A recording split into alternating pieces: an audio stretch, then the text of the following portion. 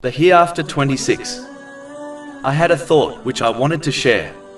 One of the main reasons the worship of false deities is common in society is due to the underlying intention of absolving oneself of being held accountable for their actions.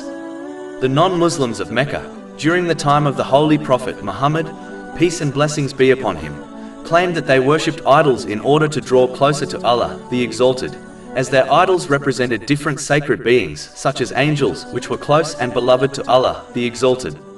By worshipping them, they incorrectly believed the idols would intercede on their behalf on Judgment Day in the court of Allah, the Exalted, thereby rescuing them from being held accountable for their actions.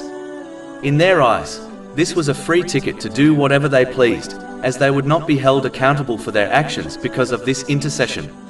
Chapter 10 Yunus, verse 18. And they worship other than Allah that which neither harms them nor benefits them, and they say, these are our intercessors with Allah. And chapter 39 Az-Zumar, verse 3. And those who take protectors besides him say, we only worship them that they may bring us nearer to Allah in position. Indeed, Allah will judge between them concerning that over which they differ. Indeed, Allah does not guide he who is a liar. Unfortunately, a similar attitude has crept into the minds of some Muslims who adopt a similar belief whereby they attempt to find someone who is considered holy and close to Allah, the Exalted, and strive to please him through pleasing them, through gifts, presents, and in some cases, showing them an unhealthy level of respect and reverence. Their aim is to get these holy people to intercede for them in the court of Allah, the Exalted, in this world and in the hereafter.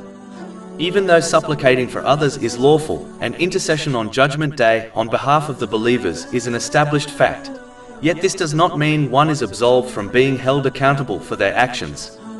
Thinking otherwise is only making a mockery out of these realities. This incorrect belief has driven many Muslims to adopt wishful thinking, whereby they believe they can openly and persistently disobey Allah, the Exalted, yet will escape any type of accountability through the intercession of these holy people. If this was true, the companions, may Allah be pleased them, had the supplications and aid of the holiest man of all, the Holy Prophet Muhammad, peace and blessings be upon him. Yet they constantly feared their accountability and therefore persisted in the sincere obedience of Allah, the Exalted, which involves using the blessings one has been granted in ways pleasing to him, as outlined in the Holy Quran and the traditions of the Holy Prophet Muhammad, peace and blessings be upon him.